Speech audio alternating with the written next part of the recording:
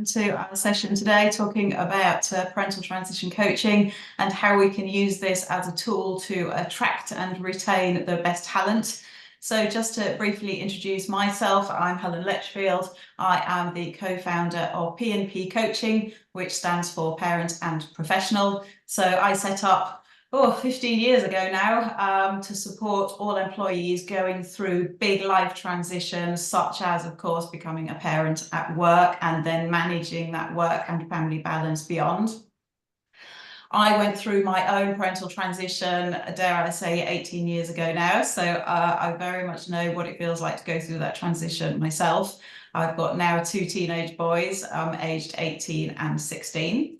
I'm also a qualified coach, and I used to, before I stepped back to do more of the sort of the running of the business side of things, I used to do all the coaching myself. So that started for group workshops, helping, as it was then, lots of mothers go through the parental transition.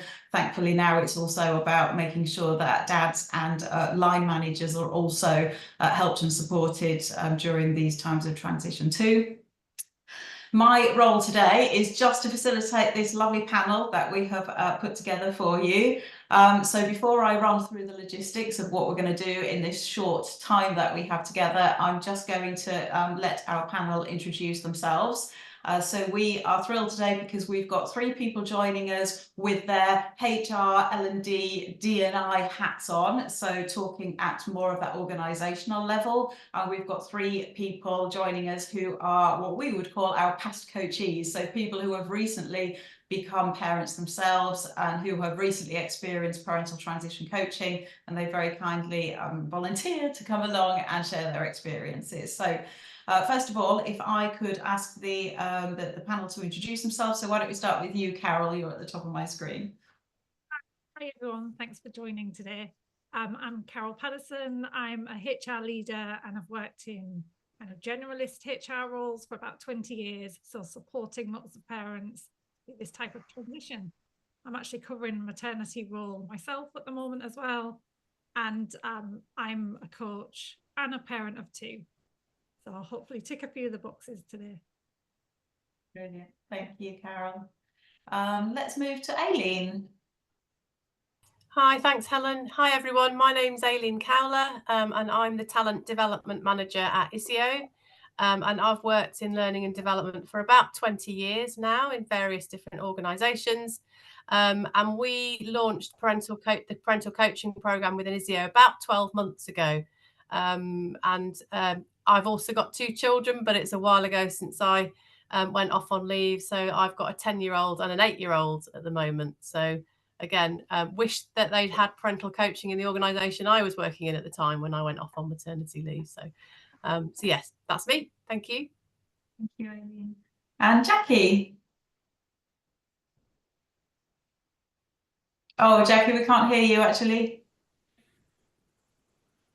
I can see your lips moving, but just no sounds coming out.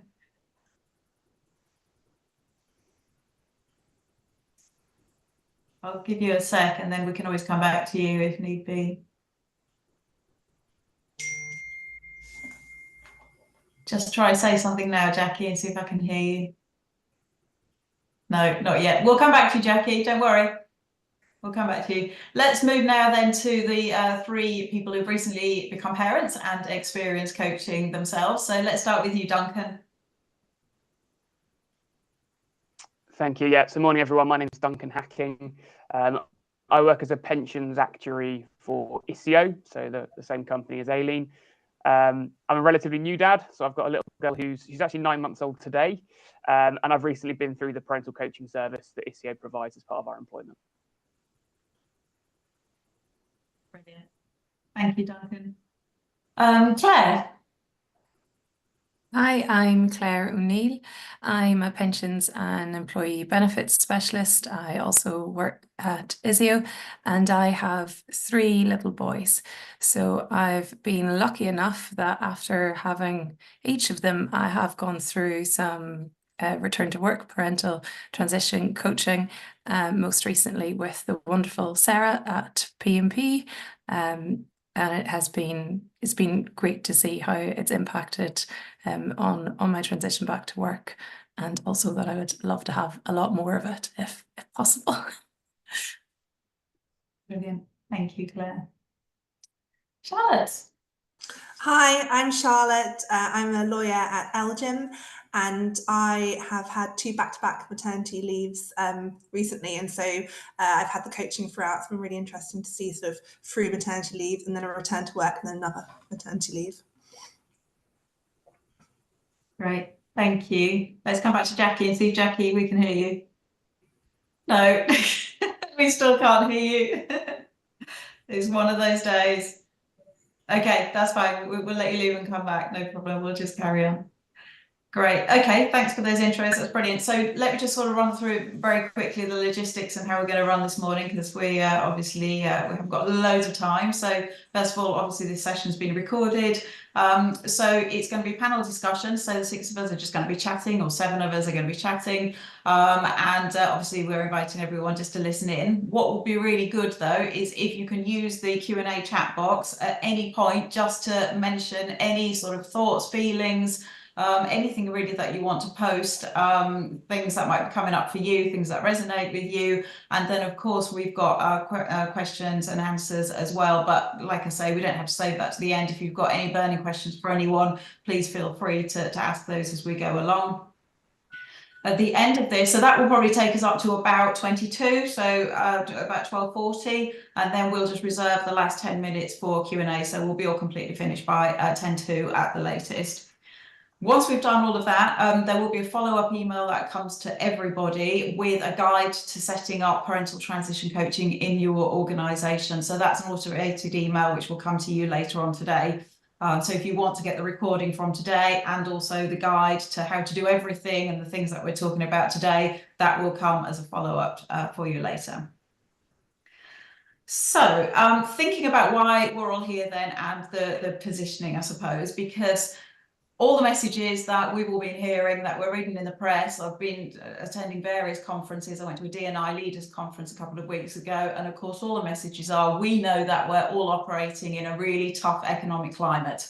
We are hearing about cost cutting, redundancies, especially in financial services. Some organisations have got recruitment freezes on. So all of our messages are around, we need to be mindful of costs, and we need to retain talent, especially if we're struggling in some organisations with recruitment freezes. So it's less around attracting new talent and it's more around talent retention. It's also about creating a flexible and a family-friendly culture, because we know, of course, that that is one of the best ways to retain talent, in addition, of course, to pay. So second to pay, we know that all the research out there is pointing to the fact that people just want flexibility, especially parents. So that's why, of course, we are here today, because we know that supporting the parental transition in particular helps tick all of those boxes and really helps to retain the talent in the midst of all the cost cutting that we're going through at the moment. So we're going to kick it off. First of all, we're going to look at 2 angles. We're going to first of all look at the individual impact of supporting parents at work, because for those of you that are joining thinking, well, you know, we've never really done parental transition coaching, is it worth investing in, especially when everyone's cost cutting? It'd be really great to hear from those coaches who have recently had it, just to find out, how did it go for you? You know, what was the impact? So let's start off by asking our 3 current parents, the coaching that you have had, I guess, you know, thinking about some of the challenges and some of the issues that you had before you went through the coaching. Perhaps you could share some of those personal challenges that you were struggling with that you really hoped that the coaching would help you with. So why don't we start with Claire? Is it okay if we come to you first and tell us about some of your personal challenges? Yeah, sure. So for me, I suppose my circumstances were perhaps a little bit different than typical, in that when I was on my 3rd maternity leave, my team actually got sold. So Deloitte sold my team and Isio bought it. So I was on maternity leave hearing that all of this massive change was going on at work, and various colleagues texted me and let me know that there was all these big changes going on. And really that meant I came back to a new laptop, new systems, new team, new everything really. So it was I suppose, and that was my third maternity leave. So I was perhaps at that point used to the changes of the sleep deprivation and the non-stop sickness and all those things that come with being a new mother. And really for me, that the challenges that I were facing were more around how to integrate into this new company and where I was going to find my new place in a new team. So I had a lot of, I suppose, fear around how to manage those things. Thank you, Claire. What about you, Duncan? What were some of the things that you particularly found difficult as you went through the change and the challenge of the transition? Yeah, so like Claire, I probably prepared myself mentally for quite a few of the challenges, things like lack of sleep, which everyone mentions. There's probably two things I hadn't expected. The first one was sort of quite a big internal conflict between, and on a work day, between not wanting to miss out on things at home, but also needing to get my work done and be productive. So, for example, if I work from home, I get to spend my lunch break with my little girl. But the downside is that it can be quite disruptive if my other half wants to shower at 10 a.m. and asks me to look after the little one for 10 minutes, because obviously that has an adverse impact on productivity. The other challenge for me was changing the way I work. So particularly thinking about when I finish each day, because the nature of my work before I had my little one was I would often work past 5 p.m. and that's not really possible anymore because I need to help out with dinner and entertaining her, etc. So again, for me, there was a concern then that, what's my perception of the team going to be if people just think I'm logging off at 5 each day, and whether that's going to impact my sort of wider career progression as well. So those are some of the concerns I had.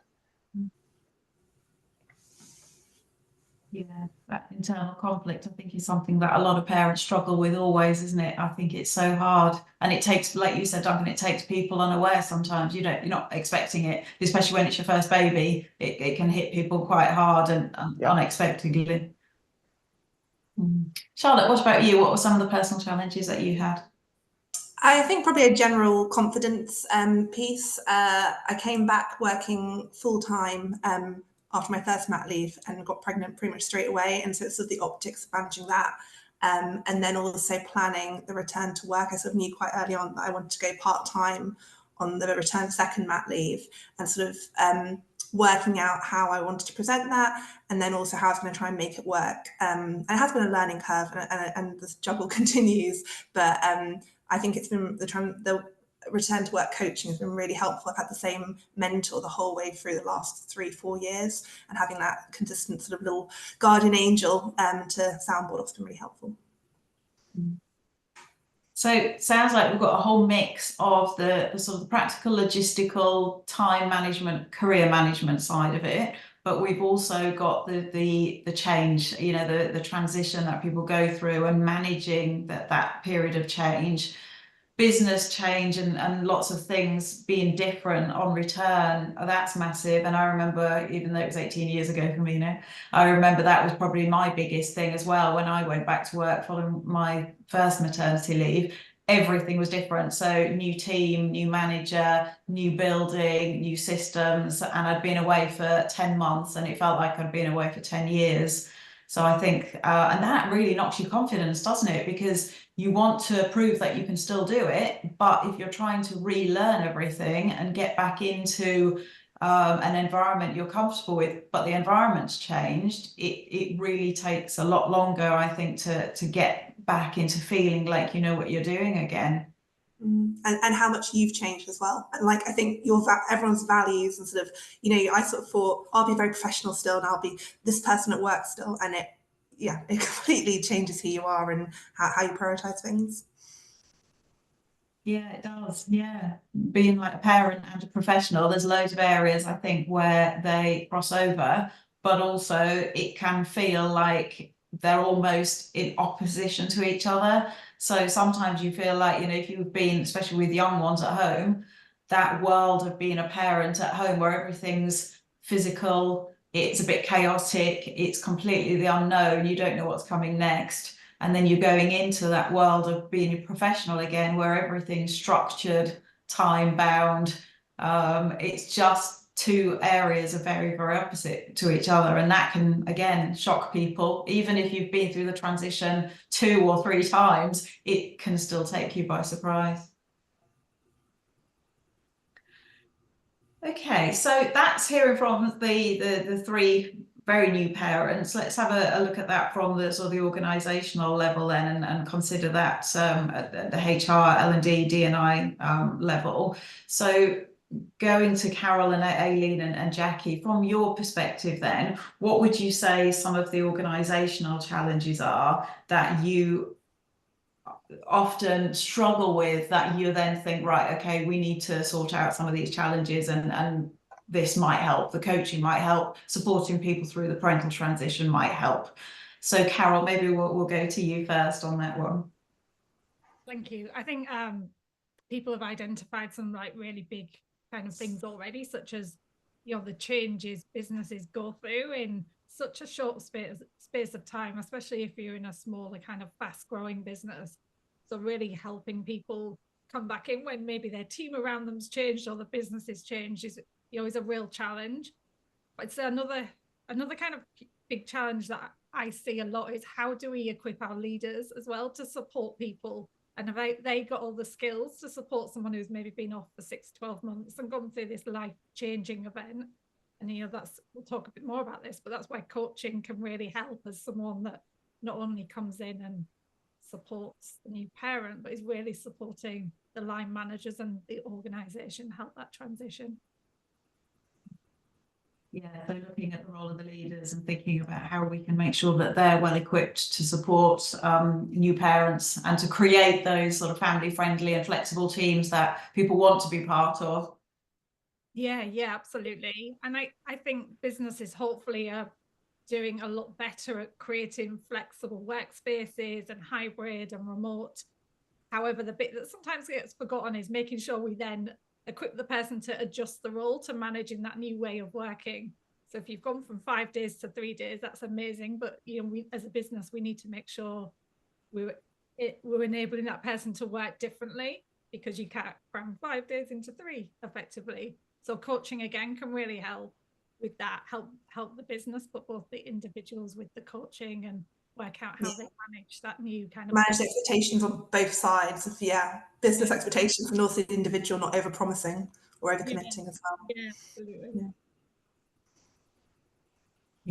Yeah, leadership development is a big one, and also it's about engaging the managers and the leaders to actually think about their role, because I think a lot of managers perhaps don't recognize just how powerful their role is and the impact that their support or lack of support can have on their team and that culture that they're creating.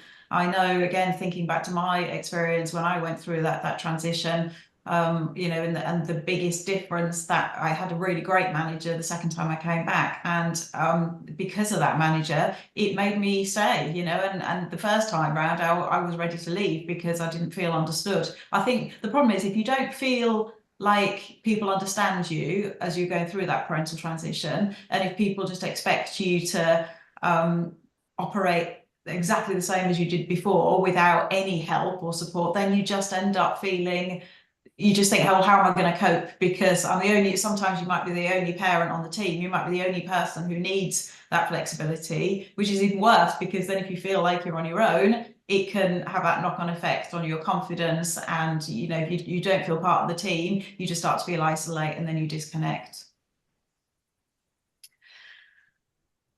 Aileen, what are your thoughts about some of the challenges at that sort of organisational level? Yeah, so a lot of what Carol said obviously resonates with us as well, but I would say one of the key drivers for us was around retention. So thinking about, you know, how can we, and you kind of mentioned it earlier, Helen, in terms of the, you know, the war for talent. And whilst we are still recruiting and have been, it's about not only attracting people into the organisation, but keeping people when they're here. And we had a number of issues around, you know, perhaps people not returning after parental leave and things like that. So retention was a really key driver for us in implementing some kind of parental program. And then also something around, we had quite key targets around IMB, so inclusion and belonging agenda. And so we wanted to help that along in terms of providing something that was available to all, but that would help us with some of that, the way towards achieving some of those targets. Yeah, so retention, and also just trying to link everything we do, I guess, around this space and around these coaching programs to those bigger picture drivers. Because like we said at the beginning, where we are in an environment where we're always having to approve our return on investment, it's a case of every time we set out with a project like a coaching project, we need to make sure it always hits back to those bigger drivers and the targets like retention. Yeah, absolutely. And I think whilst it's early days for us as an organisation with the coaching programme, because we're only a year in, I'm hoping that over the next few months or 12 months that we can start to really prove what great progress how it's helping us as an organisation, as well as the amazing feedback that we get as a result of the programme. Hence why we've got Duncan and Claire who've kindly come along today to talk about their experience. So we hope for more of that. But yeah, if we can get some kind of more higher level organisational drivers, then that will really help us to keep the programme going and maybe take it further. Yeah. So Jackie, let's ask you that same question, and hopefully we can hear you now.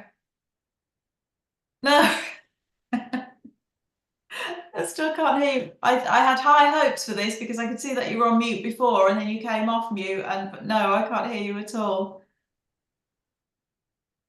What might be a good idea, Jackie, if we can't get you on audio, perhaps you could just scribble some key points or some thoughts in the chat box or the Q&A, because I'd be really keen to get your thoughts on this, and then at least we can still get to hear from you, albeit in more of a written format if need be, but hopefully we'll get you at some point.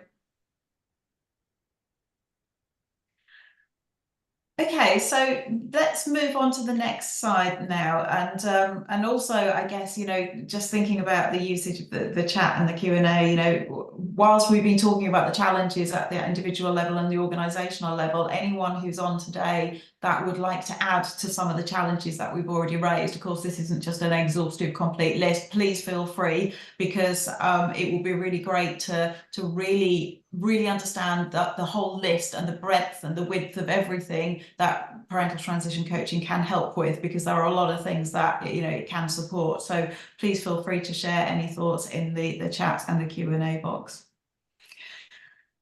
So let's move on now to thinking about impact. So we've covered all the challenges. Let's move on and think about what results and impact can we expect to see. And Aileen raised a great question of really thinking about, well, what can we expect to see, which is this bit, but then also thinking about what can we do with what we see? Because obviously we need to make sure that the right people get the reports of the right things so we can give that return on investment. So let's maybe go back to our three coachees, so Duncan, Charlotte and Claire, and it will be great to hear about when you went through the coaching, what changes did you see? What impact did you find that the coaching had on you? Perhaps we could first go to you, Duncan.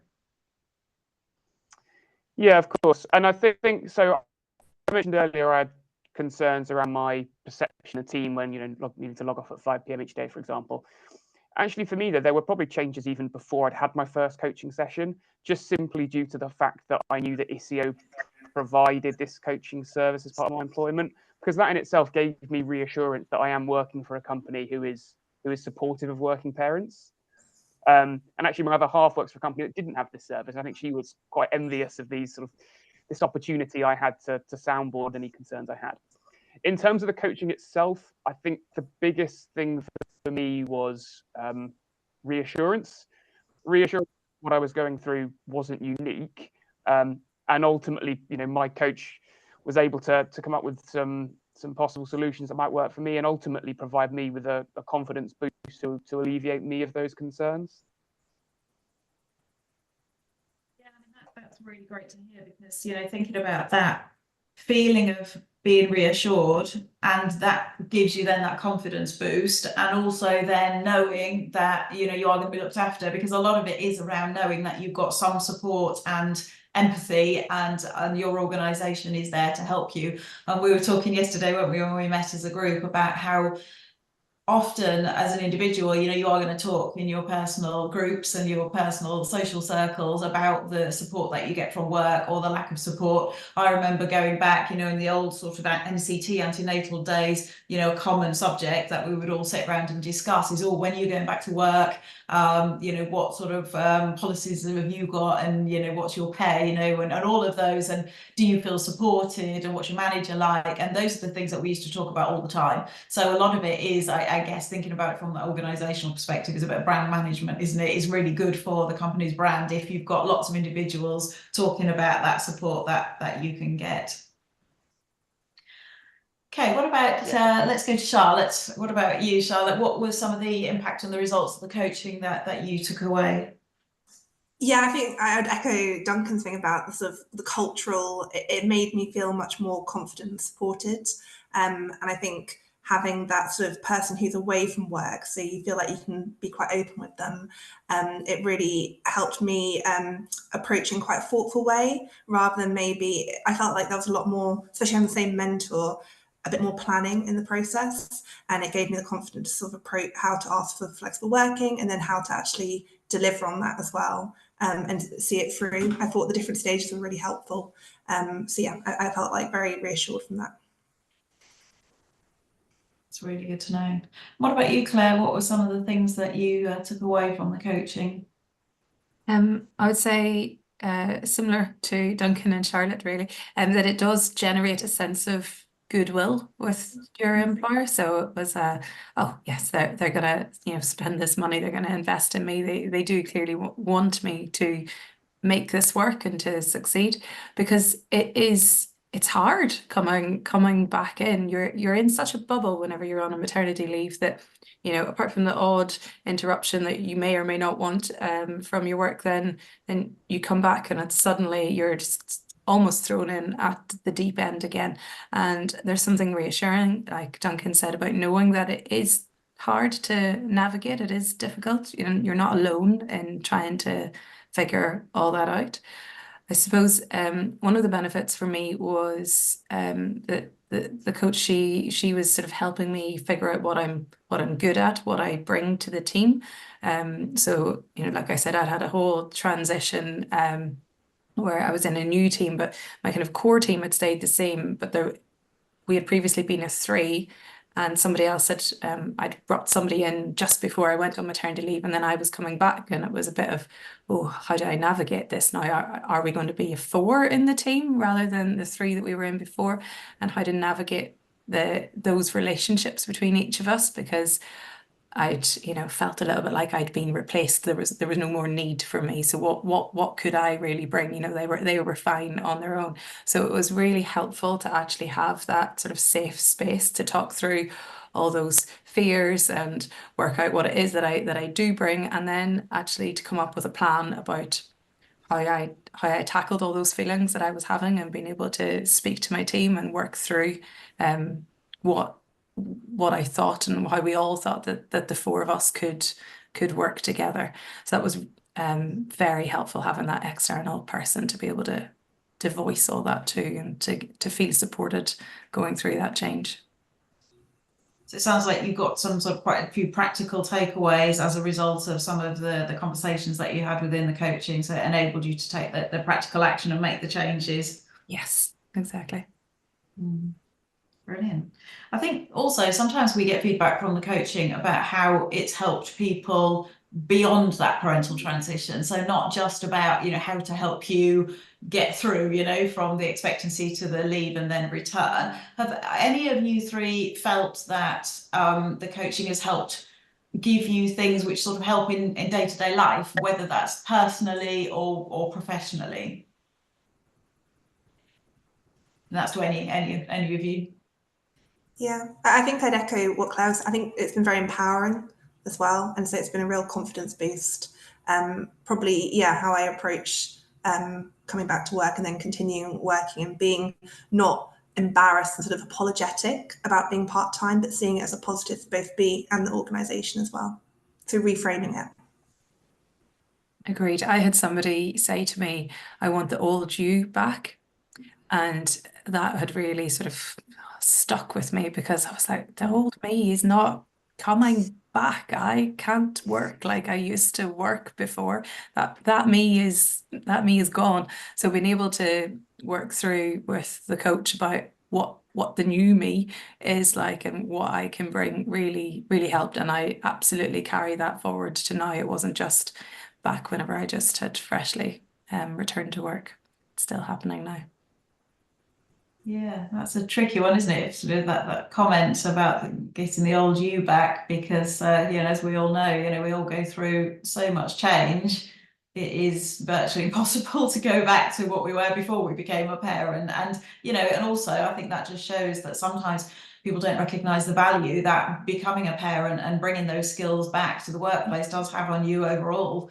And the fact that when you become a parent, you bring a whole new set of skills with you that you didn't have before. Yeah, and I know the person that said it definitely didn't mean it in any sort of negative way at all. It was said, in a almost in a positive way, but the impact of it then meant that it had stayed with me, and I had to work out of, okay, so what is the new me, and what does the new me bring now? This one of a parent of 3.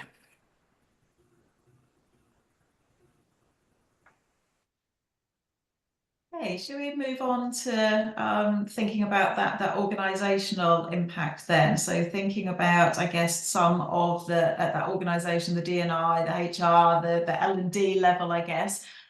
Thinking about what sort of impact are we aspiring to have through a parental transition coaching programme, or indeed what sort of impacts have you already seen? So those of you who are more familiar with the longer term benefits, so I'm thinking Carol and Jackie, because you've been doing this for longer, what are some of the benefits and some of the results that you may have seen already?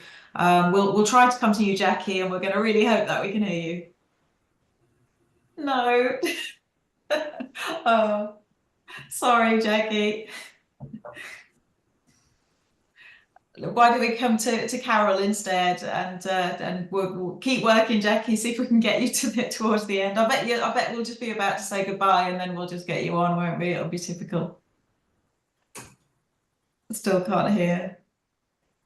Carol, let's come to you. Sorry, Jackie. It would have been nice to hear your thoughts on this too.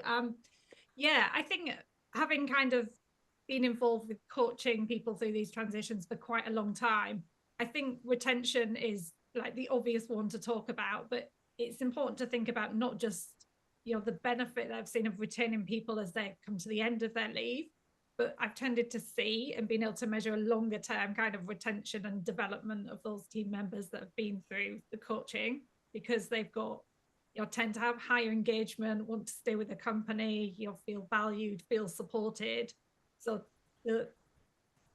it's not just that initial coming back, but it's maybe 2-3 years time that these employees will be extra engaged. They'll be your advocates for the brand, talking about you, and can be kind of real ambassadors for what you're doing. So that's like hugely impactful in terms of retaining and developing skills. And the other one I would add, it's really kind of well-being overall. So again, the coaching, as you mentioned, Helen, I think gives lots of kind of longer term skills that are useful, not just for the parental transition of returning to maternity, but all the other kind of challenges you go through as a parent. So these coaching skills can really help. And again, for the business, that's super impactful, because you've got employees that are able to deal with these kind of different things that are going on in their life a lot better, or at least have the confidence to talk about it and share it because they feel supported, because of how they were looked after previously. So I think there's lots of huge long-term benefits, as well as kind of the immediate first few months when you come back. Yeah, and I think this is the first time we've sort of raised that well-being and the mental health element of it, but it runs throughout all of this, doesn't it? So thanks for raising that, Carol, because I think it's often harder to measure, I guess, than things like return and retention rates. But this is something which is massive, and we know that creating a confidential space for people to talk freely and to air concerns and to really think things through, reflect, look big picture, do the whole helicopter view, can massively impact people's mental health. It can really, really help. And I think knowing that an organisation is able to support employees to have that outlet is really, really great. And I think it's something that is certainly at the top of most people's agenda for this year continuing. I think ever since COVID, really, that's been hitting everyone's HR agenda, hasn't it? But yeah, coaching can really, really help with that. Thanks, Carol. What about you, Aileen? Yeah, so a couple of things. It's kind of been touched on earlier, but part of the programme for us was ensuring that managers also received support as well, so that they were able to, so we were equipping them to be able to best support their direct reports from coming back in the transition. So that was really important for us, and I think that's really helped. That's really helped us as an organisation to have better leaders and managers within the organisation as well. Because I think, as we mentioned earlier, receiving coaching, you also not only are able to then provide support for your direct report, but also you learn some kind of really good coaching tools and techniques that you then may be able to use with them as well when they return. So that's been really important for us. And I mentioned inclusion and belonging earlier, and we worked really hard over the last year within ISIO and probably longer than that. And last year we were awarded a bronze award for inclusive employers. And I think having the parental coaching programme has definitely helped towards achieving that. Whilst we can't attribute all of it, but it's definitely part of it. So, IMB really, really important for us, as well as equipping managers. Yeah, the manager thing is a big one. And what I'd be really like to ask, well, all of you actually, it's not just for, Aileen and Carol, but for anyone, is thinking about how we actually engage those managers, because what we often find is, certainly if we're putting on group sessions for managers, I know Aileen with ISIO, it's great because we've got one-on-one coaching for managers. So I think if you're able to go down the route of offering 30-minute one-on-ones with managers, it's perfect, because you can invite them directly and it's a one-on-one discussion. It's much easier to get the right people in the right place. Many organizations, though, would choose to go down like a group training session, a coaching session for managers to help them create this family-friendly culture. So how do we engage those managers and get the managers who really need to be there? How do we get them there? What sort of things can we do to really get those managers to prioritise helping parents through this transition? And that's to anyone. I was just going to say, I think there's room for both. I think there's a lot we can do internally. So if we, as part of our programme, as you mentioned, Helen, our managers get individual sessions with a coach to help support their direct report come back. But perhaps there's more that we can do internally around creating some kind of cohort feel or supportive network within ISIO to kind of, so that managers feel supported, and similarly for people returning. I think Claire and I have had a conversation before about how individual coaching is amazing. It's really bespoke, individual for that person, but maybe there's more that we can do internally to create more of a supportive network amongst people, leaving and returning. So I think there's definitely a need for both, I think, individual and group. Yeah, let's sort of go with that, because what I'd like to do now, as we're approaching 12:40, what I'd like to do is just encourage anyone to ask us questions. So perhaps you might have a question for those people who have been through the coaching, those people who have become new parents, or you might have got a question more from the sort of the HR perspective of how to support people, how to put in place these sorts of programs. So whilst people are just putting in questions, what I would just like to kick off this Q&A bit is just to take this in a slightly different direction, because we talked a lot about coaching, of course. Aileen's just brought up the idea that we don't just have to do coaching. What are other things that we can do? So you mentioned, Aileen, about internal support groups and looking at how we can use perhaps internal mentors. So maybe that's, you know, a good next question again for any of the panel members and for anyone else who's listening in, really. What else can we do? You know, if we don't have the budgets for coaching, if managers decide that, no, we're not doing coaching this year, it doesn't mean to say that we can't support parents. So, you know, what can we do instead? I think it's actually been really helpful to work with other mothers. And I've been almost quite picky on choosing who I work with, so that I know that I'm working with people that understand and that get it, and I know that that's you know, that's a real luxury, and that most people don't really have that choice. But I've been seeking out a bit of my own network. So like Aileen said, I think it would be great to have a group element where, you know, if there were a few of you coming back at once, that you all had a space to really check in.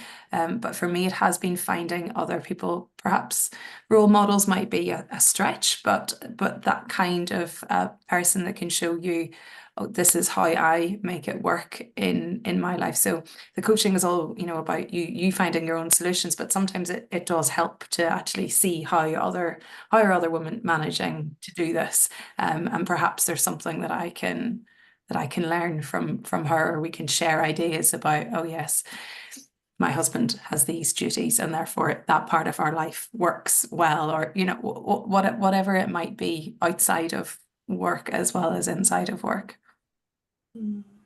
Yeah, so that feeling of solidarity.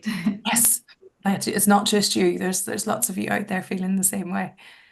Or maybe being put in touch with other people who've been through the mentoring program, and then sort of like, yeah, like you said, carrying that on, because I think it's been mentioned before, but the journey doesn't stop once you come back, and actually maybe, yeah, being put in touch with someone else who's a bit further along on that journey, and just, yeah, like you said, learning from each other's experiences would be really helpful. What about you, Duncan? It'd be quite interesting to hear from a dad's perspective, I guess, because culturally we know that still it's going to be more people going through maternity who are taking up the coaching. I mean, I think most organisations are thankfully offering it to all new parents now, which is fantastic. But we do know, certainly from our numbers, that it's more likely that mums are going to be taking up the coaching than the dads. So in terms of your experience as a dad, what would you say, if you're sort of representing dads, would be another way in which you would feel supported? Is there anything else that we could do other than coaching that you would have found helpful as a new dad? Yeah, I think so. Similarly to Claire, I was quite fortunate in that my direct line manager became a dad within weeks of me also becoming a dad. So I was very lucky that we went through the same experiences together. I had that person to talk to. Had that not been the case, and I imagine for a lot of people it isn't, dads, I think, can probably feel a little bit isolated. We're not, I mean, I'm generalizing massively, but I certainly was not great at communicating or being open and sharing my feelings with other friends, colleagues who are also male. And so I think had I not been in the fortunate position I'm currently, it would have been beneficial to be signposted in this direction. Here is a group, we've got other networks at ISIO, but saying, right, here is call it what you want, dad network, right? And these people, they can be a great soundboard for you. These are people that have gone through what you've gone through. Speak to them, use them, you know, take their experiences and put them into practice for your own life and your own work and social aspects of everything. So for me, that would have been a huge help, I think, had I, as I say, not been as fortunate as I have been. Yeah, we sometimes find as well that when we first start working with organisations, once you've had one or two dads who have gone through the coaching programme and or perhaps have taken shared parental leave and talked about their experience, then others follow suit. So often it starts with one or two individuals, and once other people can see that that individual has benefited from it and that they haven't had anything bad happen to them as a result of taking leave and spending a lot more time in that parenting role, then more people get that confidence to follow suit. Exactly that. And it was actually one of my colleagues who I used to work with in Reading, and subsequently moved up north to Leeds. But he was one of the people that said, "I've just done this coaching. You might want to give it a go. It's really, really good." So that's exactly how it came about for me. It was another dad sharing their experience, which is a really positive one, that then I could sort of jump on the back of and also put into practice for me. I think also one thing that we've always done for years, we've always celebrated International Men's Day at the same sort of thing as we do for International Women's Day. So we've always put on the same events and always made sure that everything we do for women, we also offer to men. And another example is, we've done a lot of support to help the menopause, but we also offer support to help men's midlife health as well. So we always do everything for everyone. And I think the more messages we can give out that this support is there for anyone, then I think that is much more inclusive and much more likely to get buy-in from everyone then. So we've had one question as we start to come towards the end of our session today. So a question from Victoria. So does anyone have any tips on setting up an internal parents network? So we used to have one, but it fell away. I think we need to have a rethink about how to structure it and how to keep it active. So any thoughts from anyone on internal parents networks?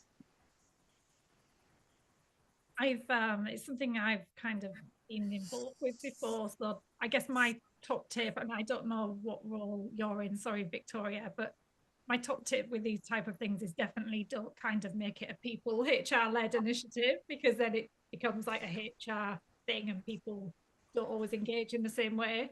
You can certainly support it, but find someone in the business that's a parent that'd be really passionate about setting them up, and maybe get a couple of people to really champion this in the business for you, rather than it coming maybe from the people team.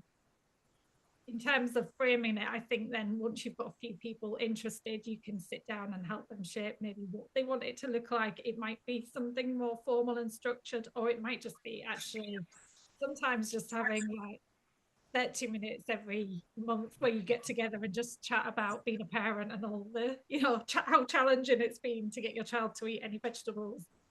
Can be really useful. I don't think it always has to be really structured, and maybe that's kind of a nice way to do it and keep it active. We've got quite an active one at Elgin, and they put on quite a few events of like lunchtime seminars. We had a kids' Christmas party, which was lovely, and it felt again that the organisation really sort of wanted to embrace how family friendly it was. Yeah, I think parents networks can be brilliant actually, and I think they can be so powerful. And yeah, for all of that internal networking, and from what we said earlier, just knowing that you're not on your own and that you can join up with other people who are like you. And I think, yeah, I would also say keeping it as informal as you can. But we do work with organisations where people put their own profiles on a website. So you can have your intranet site, and you can have parents who want to join, and they just write a paragraph about themselves, who they are, what their parenting situation is, and then other people can go on and actually look for people who are similar to themselves. For example, parents who have got neurodiverse children, they need extra help and extra support, and they're often looking to connect with other people like them. Single parents, the same, they might be going through a divorce, a breakup, trying to co-parent. And again, if they knew, looking at profiles, that they could join up with somebody who is like them and could contact that person, I think that would really help them. I want to try and answer Andy's question quickly, and it's perfect. Thank you. Said Helen. With P&P, they actually provided 3 profiles of coaches, and I got to pick which coach that I wanted to work with, and that was something that I hadn't experienced at my previous company, and that meant that I was quite bought in, because I'd picked the person that I thought, oh, we're going to be a good fit. There was enough in her profile about what she was interested in, what her experience was, that I thought I'm going to want. She's the one for me. And then I was quite directional on one of our calls when I said, I know we've done all the traditional coaching thing, but actually I need a bit more. I need a bit more than just coaching. Like, tell me about how you've navigated this situation. And I found that really helpful, but I knew I could trust the coach that we weren't, breaching any boundaries there, and having the benefits of that traditional coaching versus a bit more, this was my experience and this is what I've seen others do, be really helpful to provide that all-round balance. And just in case not everyone can see the questions, that question came from Andy, and she wanted to ask the people that have been through the coaching how you found the balance of advice and suggestions with the traditional coaching approach. So that's really good to know, Claire, that it's sometimes helpful to be asked lots of questions and to reflect, but it's also really helpful for people to say, look, what was your experience? What did you do? And just to hear tips and ideas and practical suggestions from other people who have been there and done that as well. Exactly. Thanks, Claire. It was great. Okay, I think we're Jackie, should we try one last time, see if we can hear you? No. Sorry, Jackie. Right, okay, so we're coming to the end of the session now, so I would just like to say thank you for all of the panel members for joining us and for sharing all of your experiences and for all of your insights. And like we said, there will be a copy of this recording available, and there is also a copy of the guide around how to set up parental transition coaching in your organisation. So thanks for joining us, everyone, and I'll say goodbye. Thank you. Thank you. Thanks, Helen. Bye. Thanks, everyone. Thank you.